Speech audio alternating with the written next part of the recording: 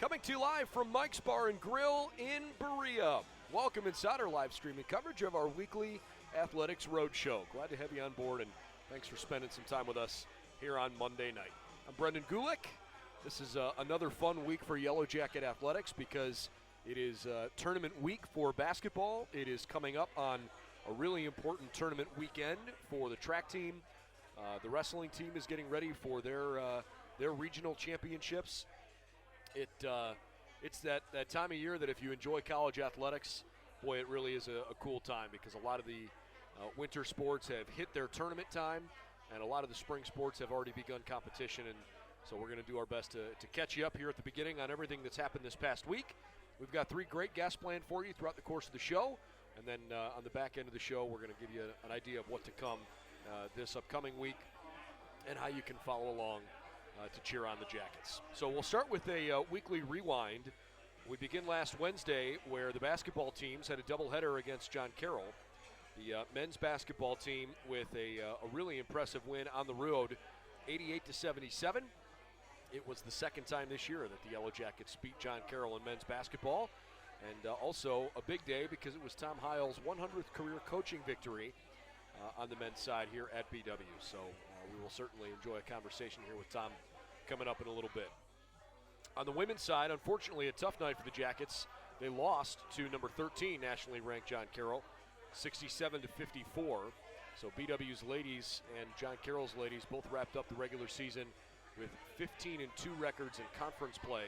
So they tied for the regular season title, but because John Carroll beat the Yellow Jackets twice, that means JCU is the number 1 seed in this week's coming tournament. So that was last Wednesday. Thursday, Friday, and Saturday, big days for the swimming and diving teams.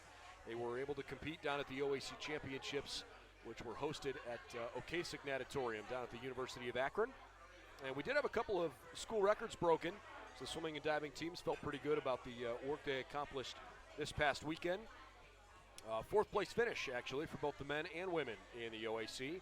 So congratulations to all those young men and women that competed this past weekend. Hope it was a great season and certainly enjoyed following them along the way. Friday, the men's and women's track and field team competed over at Case Western Reserve, and the women had a really impressive showing. They won. They finished as a team, 1st place out of 5. Men's track and field took a 4th place finish, but the Ed Finnegan Greater Cleveland Invitational, which was on Friday, and that, of course, got them ready for Saturday competition this upcoming weekend, which is certainly a big weekend for the track team with the OAC Championship meet coming up. On Saturday this past weekend, Saturday the 19th, men's lacrosse opened its season with a nice win. I should say with a nice performance, but fell a little bit short at Denison. Final score there 9-6. The Yellow Jackets really competed hard against one of the better teams in the country. Denison is actually a top 20 program, but the Yellow Jackets unable to come up with a win there. Jake Branton had a 2-goal night, and John Schulte finished the game with a goal and 3 assists to lead the way for BW's lacrosse team. On the men's volleyball side, Baldwin Wallace with a 3-0 sweep over Olivet. Jackets got to 6-7 with that win on Saturday. BW led by Michael Beard, who had 12 kills. Nick Ireland had 9. And Tom Zagrobliny finished with 8 kills in 15 total attacks. Those were your leaders on the volleyball side. Also, it was the final day of the regular season for the basketball teams. BW on the ladies' side was at home. I beg your pardon, I said that backwards. The ladies' side, they were down in Bexley. The men were at home against Capital. And on the ladies' side, a really good win. BW 75-46. Closed the season in style to get ready for the OAC tournament, where they are the number 2 seed coming up this week. Jackets were led by Lily Edwards, who scored 16 points, had 6 rebounds as well. Megan Hensel with 13 points, 4 boards in that final game of the season. Emily Irwin, a good showing, had 3 threes off the bench. She finished with 9, and Sylvie Sonneman had 9 points as well. And on the men's side, another overtime game. They played a couple of them here in the latter portion of the season. Unfortunately for the Jackets, this one didn't go their way. They fell 73-72 to Capital. Just a really good game, but a tough result at the end. Jake Snyder and Shane Zalba both had 17 points. Drew Wennis dropped 15. Kind of an interesting day for Anthony Mazzio, who was one of the top scorers in the OAC this season. Mazzio only had 1 point. He was 0 for 5 from the field and just 1 for 2 from the free throw line. The Jackets got some really good depth from Rob Watson. Ashton Price came back and was able to compete well this weekend. Jackson Simmons played well. He was big in the team's win in overtime over Ohio Northern the prior week. But kind of a quiet week for Anthony Mazzio and the Yellow Jackets. So BW's men's team dropped 73-72 on Saturday. And then on Sunday, we had men's volleyball, women's lacrosse, and baseball. The baseball team opened up its season, and they did it with a couple of lopsided wins. They hammered La Roche 12-3 and 11-2 in 7 innings, opening up the season in style. So the Jackets off to a good start on their home field for baseball here. Men's volleyball program dropped in 5 sets, 3 sets to 2 against Adrian. And the women's lacrosse team opened up with a really impressive 16-9 win over Center College. Maddie Ray had a great weekend, and we're certainly proud of her. Had a chance to talk with her this past week. Maddie had 6 goals on Sunday and 2 assists to boot. Sid Chamberlain and Deanna Lucas also had hat tricks for the Jackets in that 16-9 performance. So awfully proud of the way they competed there. A couple of our student athletes were recognized by the conference office this week. Alex Ludwig and Brendan Hink were both named OAC Hitter and Pitcher of the Week. Congratulations to them. Ludwig, hot weekend at the plate, had a 5 for 9 showing in that doubleheader. Had a double, a triple, a homer, 3 runs, and 3 RBIs in the first game. And then in the second game, had a 2-run homer in the first inning and a double later in the game and totaled 3 RBIs. So Ludwig got off to a great start to the season. Hink actually started game 1 against La Roche. He threw 4 innings for the Jackets and only gave up 1 hit, just 1 earned run on his line, so certainly got off to a good start there. The Redhawks hit just .077 against him and had 8 strikeouts over that 4-inning outing. So congratulations to those guys.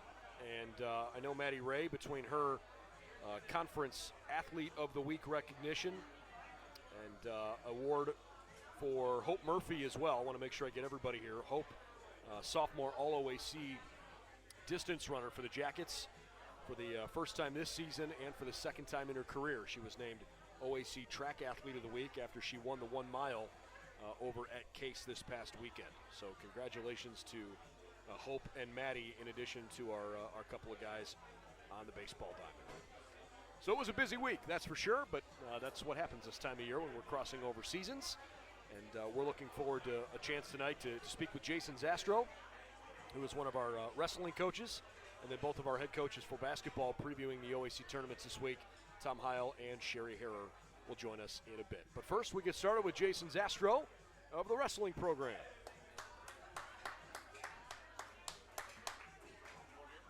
Absolutely.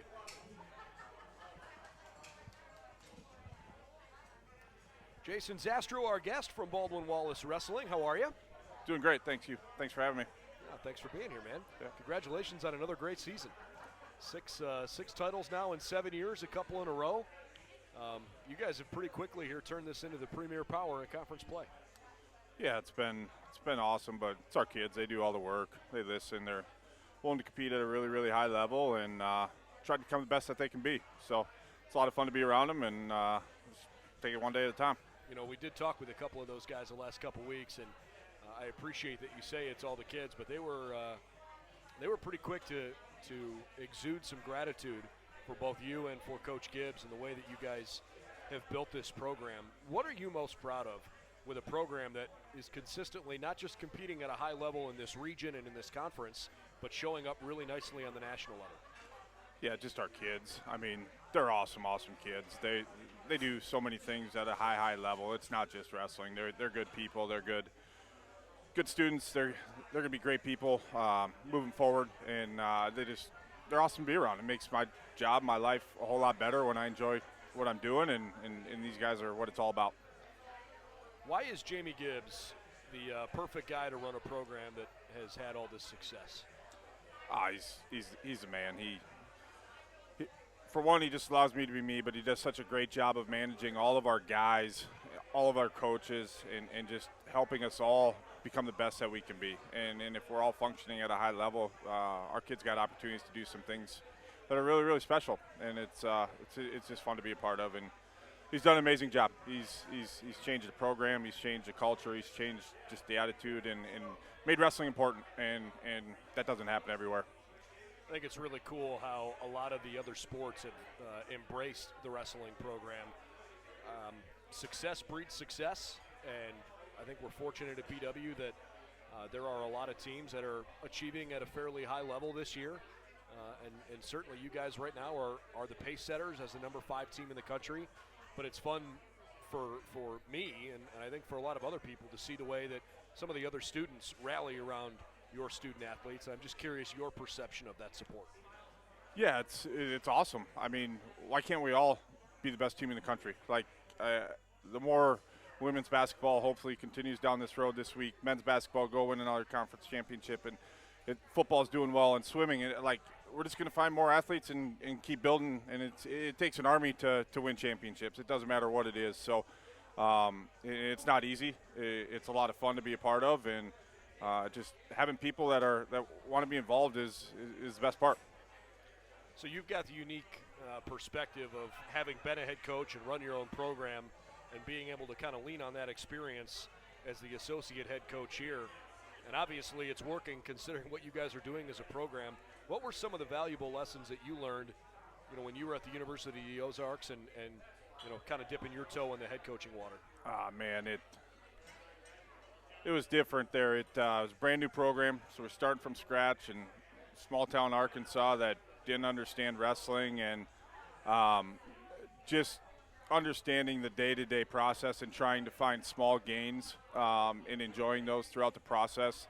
I wasn't very good at it. Pretty terrible at it, actually. And but looking back, it's helped me grow a lot and understand, like, if we continue to get better on a daily basis, we're going to have an opportunity to do some special things, and our guys can accomplish their goals. And at the end of the day, that's what it's about, is helping them accomplish everything they want. And maybe I've become a little bit more patient. Not sure if that's true either, but it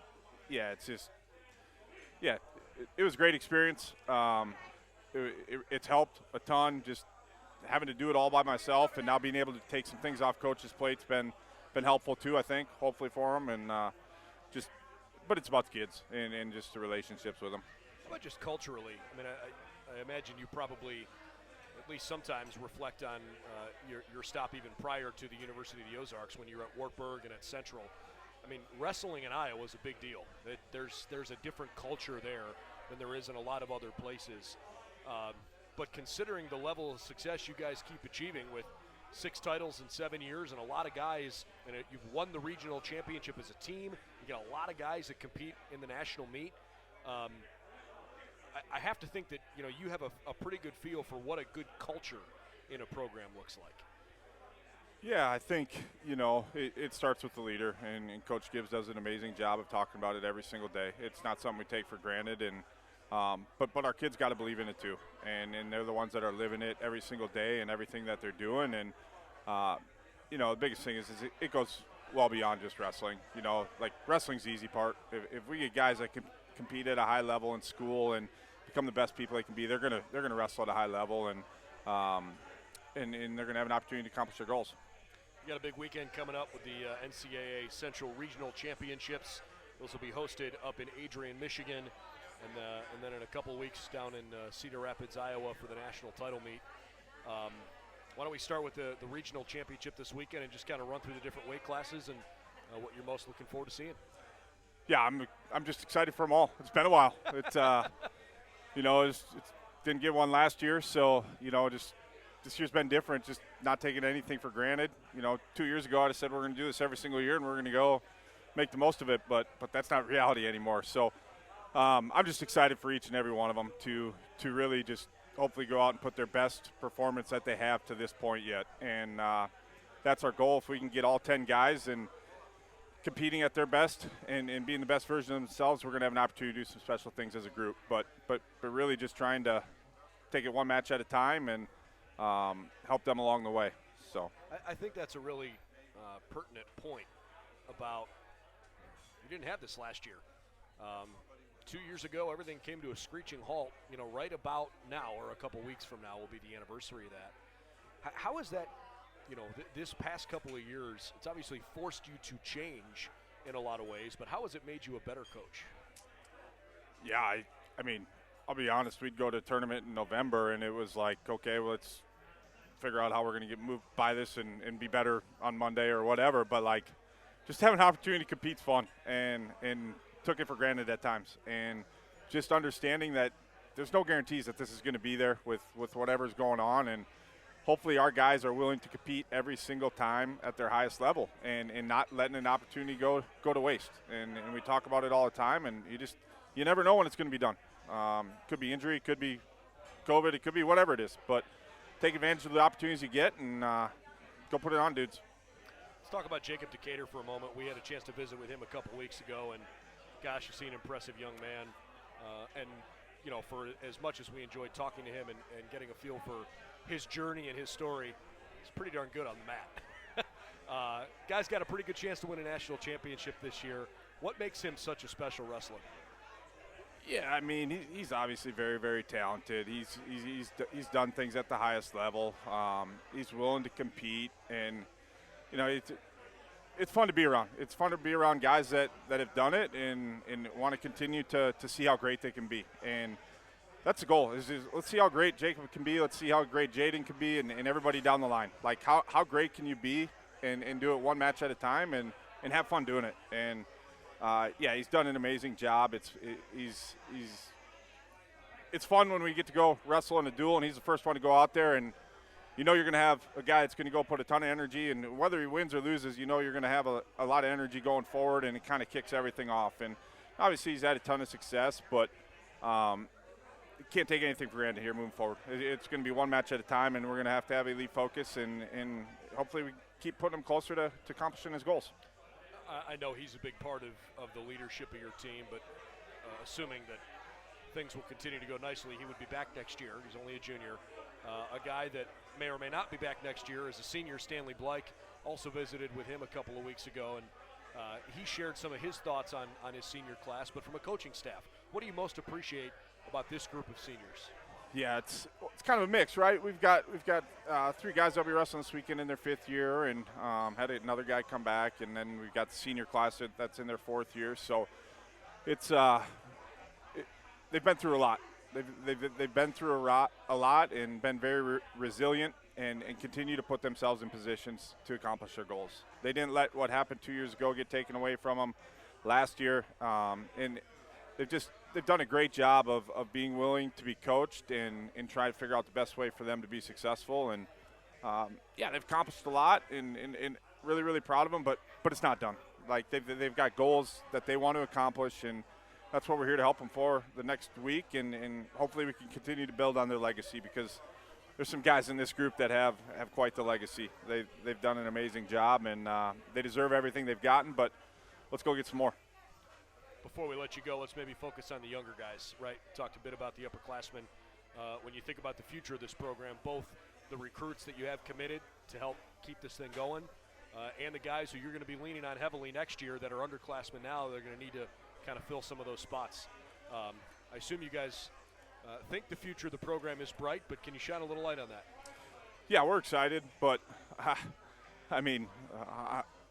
maybe I'm just greedy, maybe I'm just stuck in the moment, but it's hard for me to really, really worry about next year when we've got a lot ahead of us that our guys can still accomplish. Even these young guys that this is their first opportunity, maybe wrestling in a regional, and we've got young guys that are really, really hungry to be wrestling in regionals and making a name for themselves, and we can get there in a couple weeks. I'm excited for them, right? Like, I'm excited for our young guys. I'm excited for our guys that aren't wrestling this week to continue to grow and get better so they can put themselves in positions like regionals next year and down the road so they can accomplish their goals. So, I think we probably really, really like our group, but I'm sure a lot of people do too. But I'm not ready to give one away yet.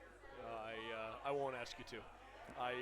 Hey, man, look, it's been fun to watch you guys not just this year, but achieve at such a high level, because I think it just brings the best out of everybody when you start seeing your peers achieving some really impressive things. And you guys are setting the bar pretty high right now. I wish you the best of luck in Michigan this weekend. I hope it's a great long couple of weeks here getting ready for nationals, and have a ton of fun. I appreciate it, and want to wish basketball good luck tomorrow, and let's go win some trophies. Looking forward to it. Jason Zastrow, Associate Head Coach for our wrestling program. Jackets again Friday and Saturday this coming weekend will be up at Adrian to compete in the Central Regional Championships. All right, we move from the wrestling mat to the basketball court, where the Yellow Jacket basketball teams are getting ready for the OAC tournament. And so we'll spend a little bit of time with both head coaches of both teams. I think Tom Heil joins us. My friend. Good to see you. How are you? Good. This is twice this year. Glad to have you on board as we get ready for championship week. Happy to be here. You know, it's good to see you. It's good to see you, and it's a fun time of year. I mean, my gosh, you start thinking about all the things you guys do to get ready for this coming week, and hopefully beyond that. As you reflect on sort of where your program has been these last couple of years, I'm going to start with a personal question, because you just hit a milestone, and we are awfully grateful for the time and service you've given to BW, but 100 wins here is a big deal, man.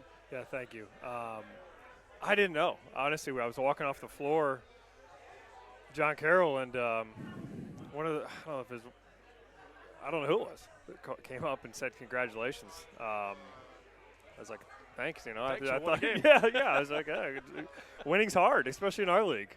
Yeah.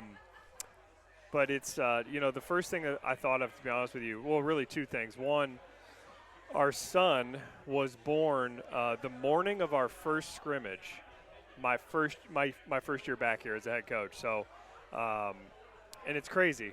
It just, time flies. And that was the morning of our very first scrimmage my first year. So he's been a part of all of those, which is makes me feel old, and I'm sure it does the same thing to my wife.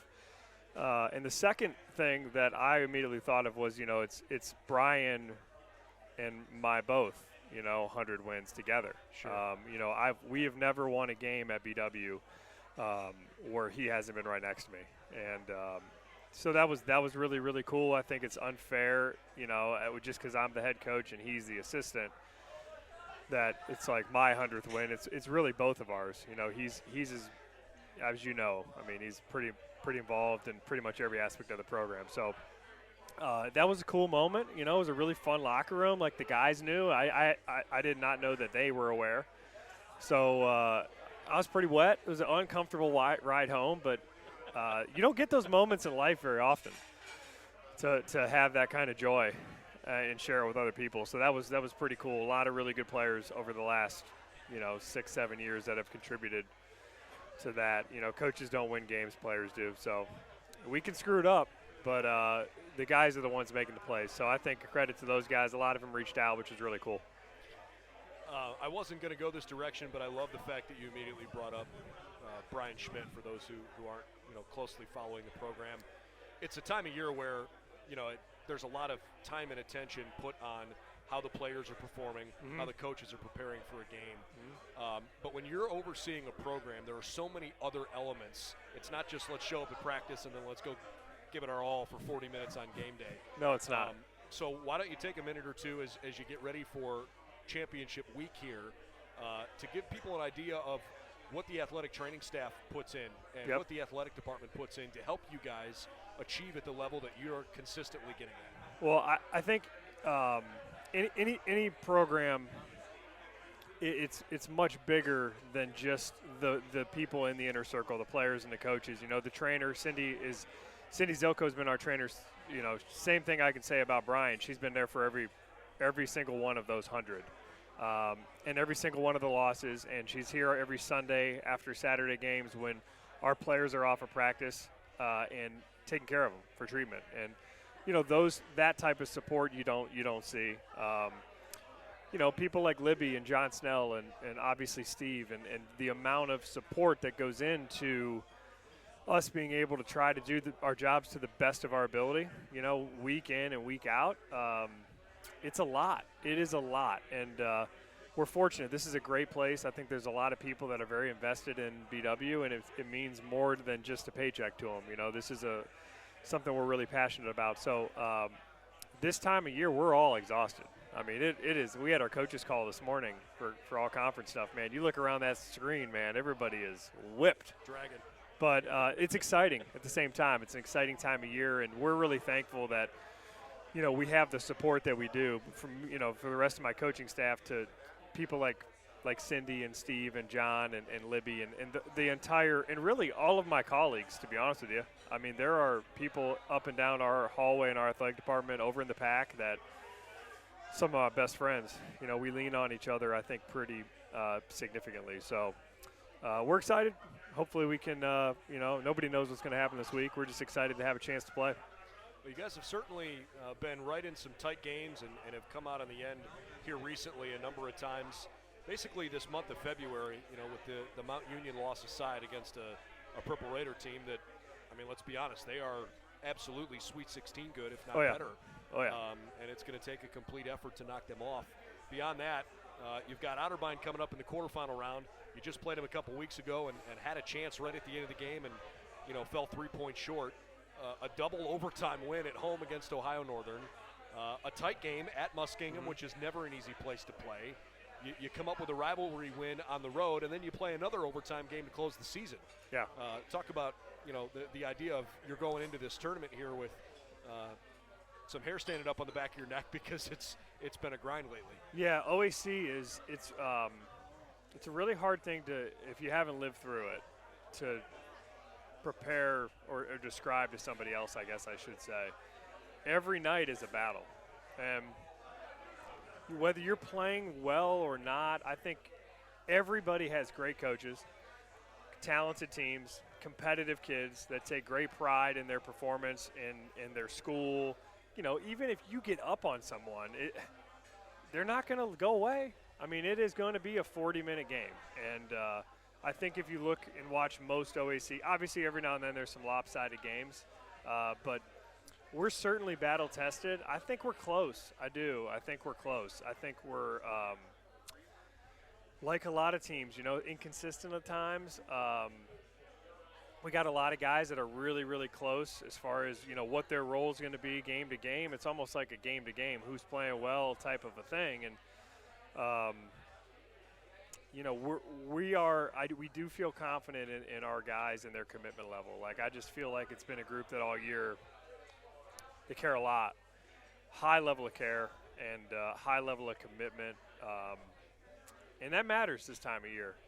There's a level of we don't want this to be over. Like that is a driving force in the second half of some OAC tournament games. So I think we got that, and I think we're close in a lot of other areas. So, my hope is we can put it together and play well, for 40 minutes. I didn't think we played. I thought Otterbein had a lot to do with it, but when we played them last, I didn't think we played great, and a lot of it had to do with them. I thought they played incredibly hard and took us out of a lot of stuff, but we're just excited to have a chance to compete, and it means a little more when if you lose, it's over. So we got guys that I think are going to let it fly. And isn't this maybe a little bit of familiar territory in the sense that when you guys won just a couple years ago now, you won the conference title and you had to do it with 3 road wins? We did, yeah. That was one heck of a week. It really just starts with like getting yourself ready to play well the first possession.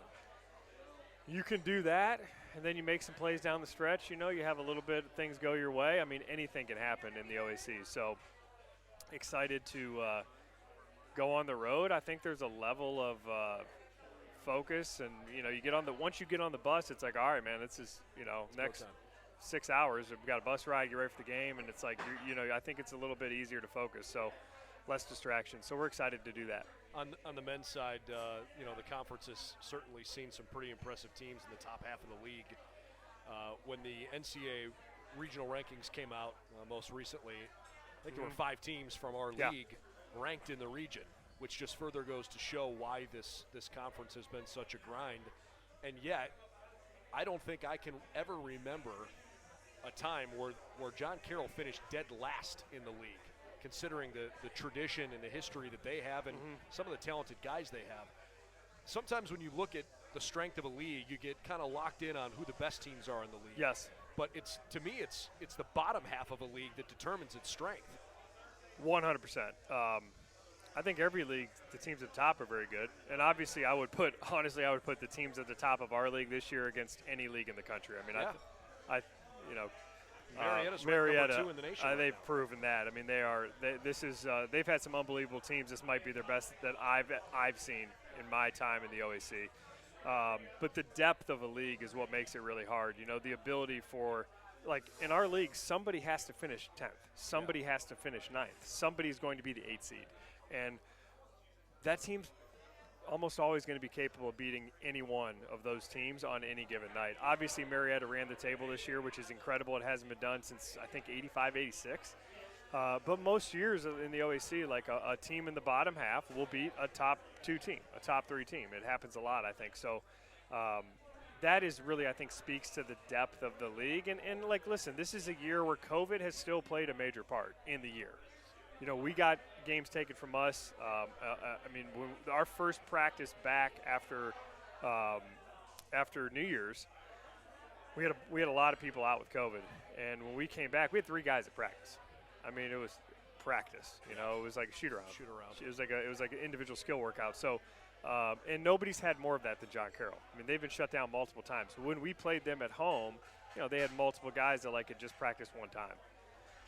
So, you know, I think I still think that was a part of this year and a part of their journey and their story. Obviously, a very successful program. Our rival that I have a ton of respect for. I mean, Mike Moran, you know, Coach Moran, he was obviously when I first got into the league, you know, they had some teams that were unbelievable and were the standard a lot of years in the league. So they've been through a lot this year when it comes to that and being shut down and starting back up and guys getting quarantined again and all the stuff that a lot of these young people have had to deal with. I think they've had to probably deal with more than anybody else. So, but it speaks to the quality of the league. I mean, you know, think about Wilmington. I mean, a team that as an athletic department, Wilmington hasn't had a ton of success across all sports, and yet it seems like their basketball team is always in the conversation. KC does Heidelberg this year was probably the most surprising team in the league compared to where they were a year ago. Yeah, Heidelberg can beat anybody in the country. When they're at their best, they're as good as anybody in the country and anybody in our league. I think Casey Hunt's always done a great job. I mean, like when you go down there, and they've had teams that have, you know, played in the NCAA tournament, but when you go down there, I mean, that trip, man, it is if we win 30-29, I don't care how we play, we get out of there with a win. It's a happy bus ride, man. So that you go down the line, like there isn't a coach in the league where you're going to show up and say, "Oh, I'm going to outcoach this guy today." Yeah, it doesn't work that way. Everybody's good, everybody's great, all the coaches are great, everybody's got good enough players. There's always a plan in place. I think as a competitor, there's a level of enjoyment that comes from that, playing in such a great league, and there's also a level of we're like our own psychologists. You know, like you have to like be able to coach yourself and handle those ups and downs as a coach because It is an absolute grind. I mean, Saturday, that's a game that could have went either way, right? I mean, it was clearly a foul at the end of overtime. It was a good call. He made the free throws. Give that Tyler Schreck a ton of credit. I have a lot of respect for him, but you know that one staff is going to feel miserable. Yeah. For 2 days. Until you play again, and the other staff is going to feel all right. You know, we found a way to win. You know, that's just those ups and downs are coaching. We all have, I think, great systems in place to deal with it, and support at home. Honestly, is a really big one. And my little girl, she doesn't care if we win or lose, so that's nice. Camden, he'll give me the business a little bit, but well, he's been well trained. Yeah, he is. He's a competitor. You know, I think we talk a lot about the guys that make a big splash. Anthony Mazzio's had a great year. Drew Wennis, certainly a critical part of the team. And we often give a lot of spotlight to the guys that get a lot of minutes and contribute a lot. But how about a couple of these other guys? Why don't we start with Ashton Price? Yeah. The difference that he has made in the games where he's been available and the ones he hasn't been. He didn't play against Otterbein. Yeah. It had a big deal. That was a big deal. You know, Ashton is he's an OAC player. He's good. He's a very good player, and he is. I think he's had a little setback with a knee injury. He's healthy, looks bouncy and athletic and back to his normal self now. But he is going to be really good. You know, he's a gym rat, loves hoops. It was one of the things we loved about him the most. He's always in the gym. He's going to work. I know this offseason he's going to get – when he comes back next fall and we start practice, he is going to be way better. And I think that's a big deal. He loves basketball. He's a competitor. He's a very good offensive player. You know, and to have the role and he play as many minutes, basically our first guy off the bench, you know, on the perimeter as a freshman, that's a big deal.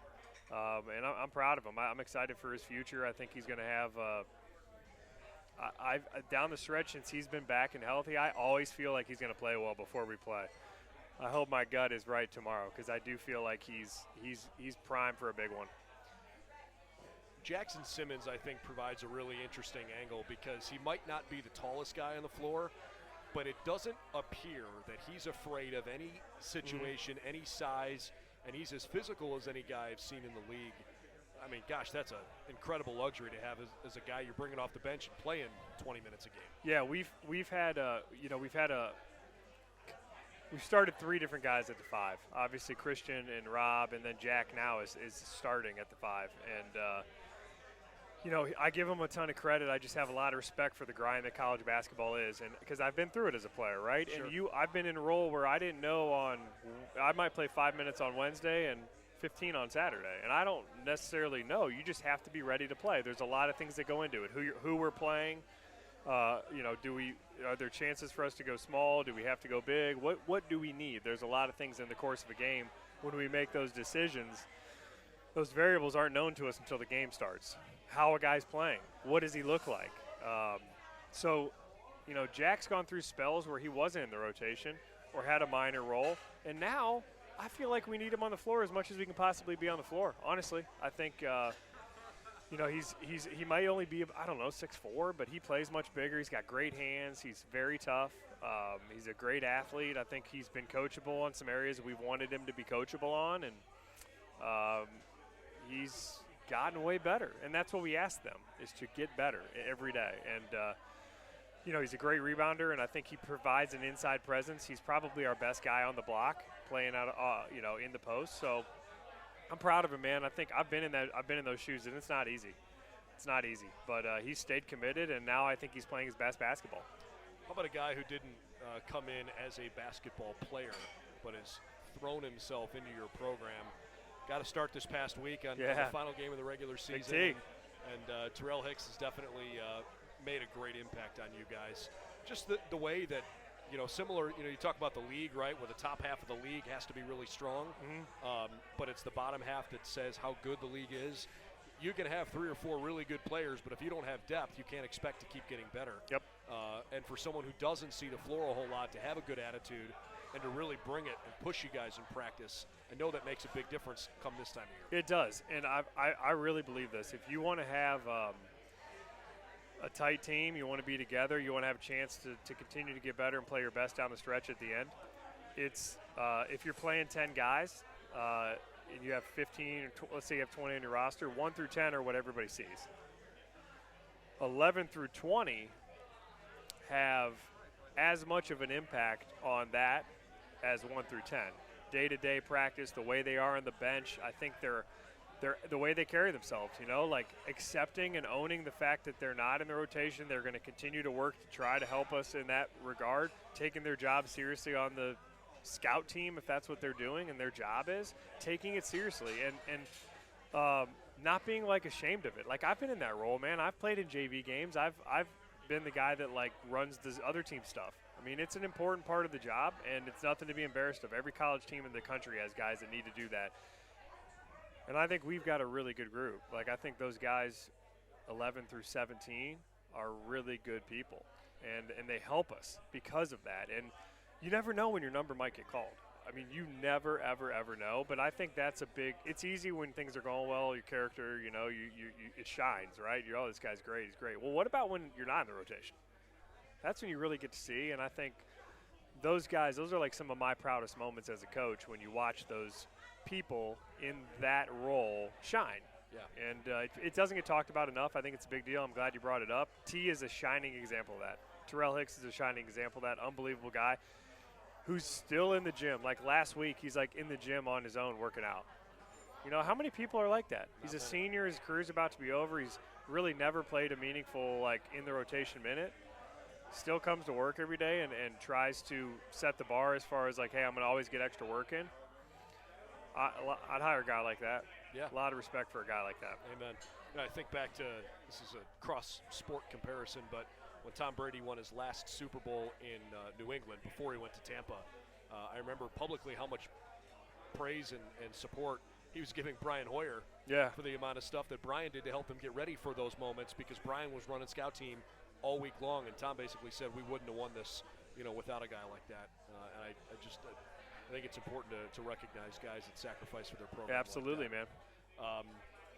You know, I don't want to ask you for your prediction or your outcomes, because you're out there trying to win every game, but, you know, with the exception of knowing that the goal is to win, what will you walk away from this week's tournament experience feeling most proud of, do you think? Last year we didn't get to play in it. Sure. You know, because of COVID. So this is for a lot of these guys, and I know that, like, Simmons and Snyder and, you know, Mazzio and those guys are all juniors, right? But we felt like we didn't even really get a year last year. So a lot of these guys, this is really their first full season in the roles that they're in. And we didn't get a chance to play in a tournament last year. So I'm excited to go into that environment with these guys for the first time, you know, and I think we've got a group that's competitive. These guys I really enjoy being around, you know, I really do. So we have a lot of fun, you know, and it's my job to push them. It's my job to get them better, right? So, like, you know, a lot of times I'm the bad cop and the guy doing the challenging. But I really like these guys, and I want to keep doing this. So I'm excited to go into this week where it's a winner go home kind of mentality and see how we are. And I think once we get down to the nitty gritty and crunch time, like, I think we're all going to be protecting that, the chance to continue to be around each other. We're always around each other, obviously, but in this capacity, in an in-season capacity. So, you know, if we want to have any chance of playing them in you know, next week, like, we got to win 3. You know, I mean, we are not in the conversation this year, which we want to be. I mean, that's our goal. This year's team, it obviously didn't. We haven't put ourselves in that situation, but we're excited to have a chance, man. Everybody's undefeated right now. It's time to, I think, go try to play your best and see what happens. Well, the Jackets will play in Westerville on Tuesday night. They've got the Otterbein Cardinals, the 4 versus 5 game, and then when that wraps up, should the Jackets continue, they will play, we don't probably, I am willing to say probably Marietta as the number 2 team in the country, but to the point of the conversation we made earlier, you never know, and that's the best part about tournament time. Tuesday, Thursday, Saturday, the OAC tournament for men's basketball. However it shakes out, we're enormously proud of what you've done at BW and the season and the fun that you guys have given us. Thank you, man. It's been fun to follow you this year, and wish you all the best this week. Thank you. All right. Good seeing you, my friend. Good to see you too. Tom Heil of our men's basketball program as the Jackets get ready for tournament week. And with that, we turn our attention to the women's side, where our women's basketball coach, Cheri Harrer, is in the house. And she's making her way up here as well. Boy, it sure is a fun time to be a Yellow Jacket ladies fan on the basketball side, as those young ladies have had an unbelievable season. Looking forward to visiting with Coach Harrer in just a moment. Ready to rock? Ready to rock. Let's do it. Great to see you. Great to see you too. How are you? Great. How are you? I'm great. It's the best time of year. College basketball tournament time is hard to beat. Hard to beat. Hey, I know we visited before, so we don't need to go over all of the overarching things about the team and the season, but why don't we just start with the fact that it's tournament week. You guys have had an incredibly good year. You finished tied at the top of the league in the regular season. You're the number 2 seed. You've gotten a ton of national attention for a young team that I know you've told me a few times is still catching its groove and trying to keep growing. I know this isn't much of a time of year for reflection because you're so locked in the moment, but when you think about what you've done this year, what are you most proud of? On paper, we should never have tied for first in the league.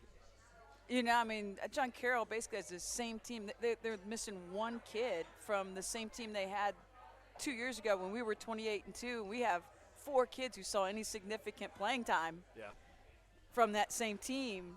And for us, with 4 kids versus they're basically a whole squad, to tie with them, that's outstanding for our kids. And I think it speaks a lot to Lily and Megan and Lion and Murray, our seniors, and just the leadership and stuff.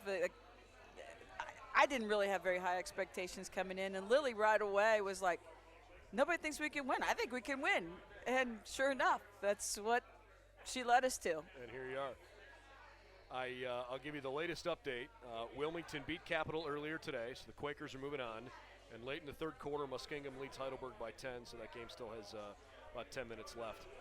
We are awfully grateful for your time tonight because you play tomorrow and you don't know who you're playing yet. How difficult is that? Cody does most of our scouts, and we went back and watched our games with those two. You're hoping that them playing a third game in 4 days, and they don't have time to prepare for us either. Sure. Problem is we're probably easier to prepare for than some of those because we're pretty vanilla in what we do. We run motion, we're going to play man-to-man, and we're not going to press, we're not going to do anything crazy. Yeah. But it is a pretty crazy time of year, and yeah, like whoever we play. Now, we played Muskingum just a Saturday ago. Right. So if it's Muskingum, our prep is pretty much the same as it was then. Heidelberg, that's a different story, but Cody's got to work on that, and he's on top of it. He does a great job. We're just talking with Tom Heil on the men's side, if you're watching this interview after the fact. And I was asking him about basically the back end of his roster, right? We give a lot of time and attention to the starters, the main contributors, the guys or the gals that get a lot of minutes. But the strength of a team, especially this time of year, when you're trying to figure out how to win tournament games, it's all the work that players 10 through 20 did on the roster that maybe don't see the floor a whole lot. When you reflect on what that part of your team has meant to this year's group's growth, what comes to mind for you? Those kids, number one, great attitudes. Like, everybody wants to play. Everybody coming into a college program was the best or one of the best players, not only on their team but in their league. Sure. And so it's tough sometimes to have a different role.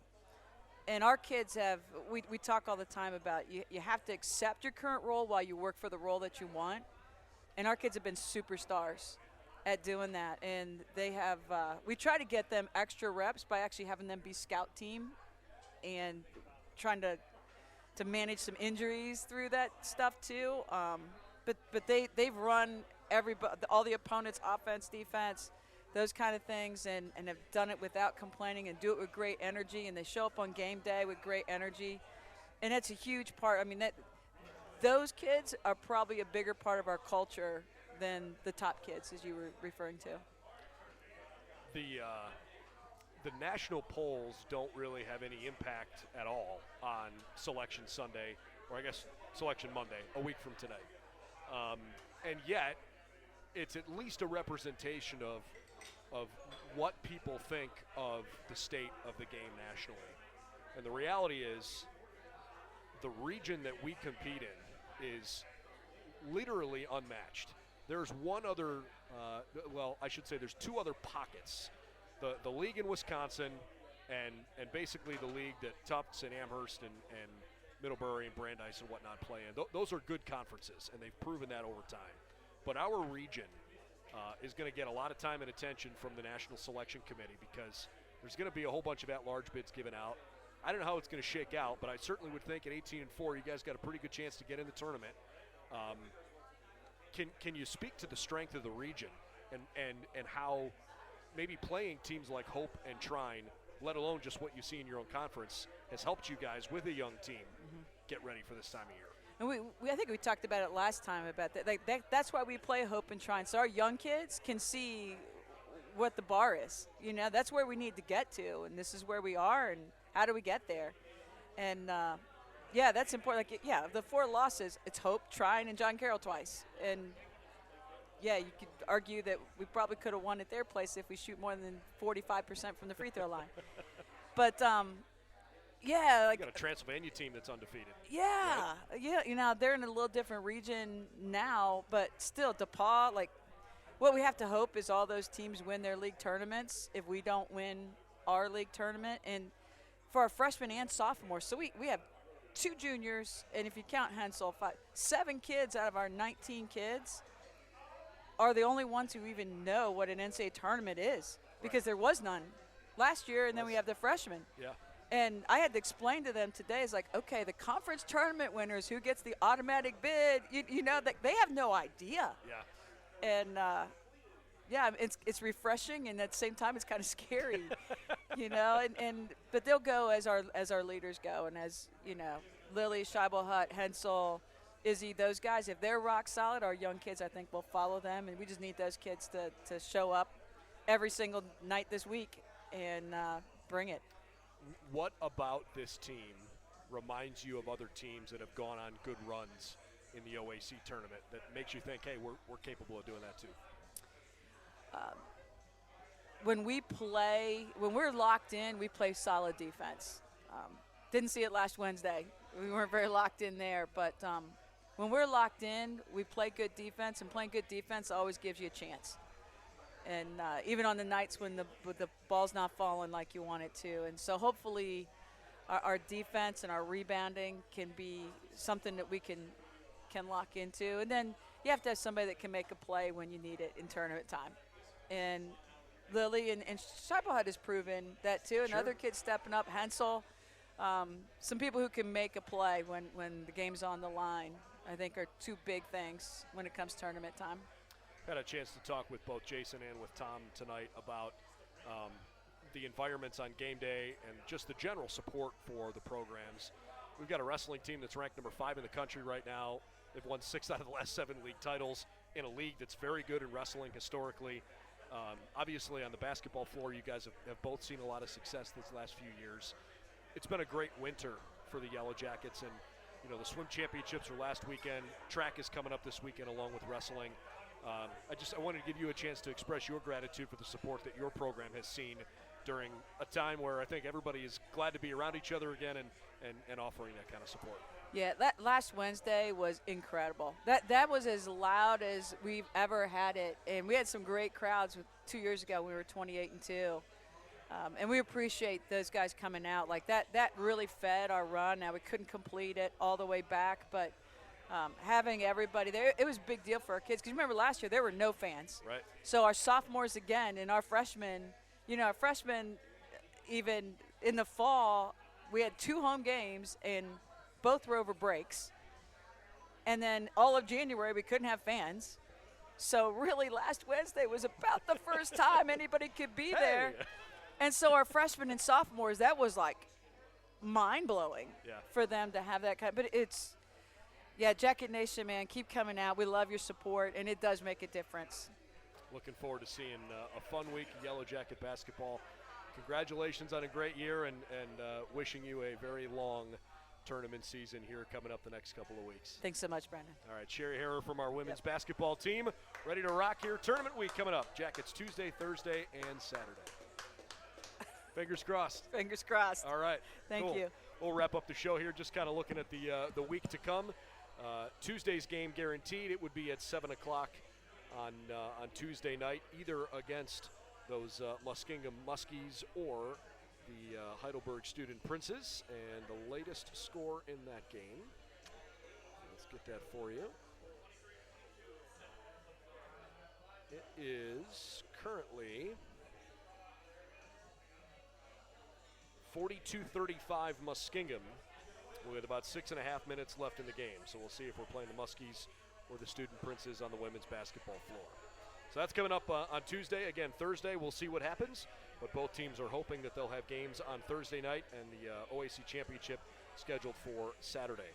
On Friday, the OAC Track and Field indoor meet will start. It's a 2-day meet, Friday and Saturday, being hosted at Mount Union this year. So they'll be in alliance. And the wrestling team begins their NCAA Central Regional Championship on Friday as well. Men's lacrosse will be at home on Saturday at 1 o'clock. They've got Grove City coming to town. The baseball team plays a couple of games on Saturday, scheduled to play Wittenberg at 2 o'clock on Saturday, and then at 5:30 against DePaul. Those games will be played on the road at Westfield, Indiana, at Grand Park Sports Complex.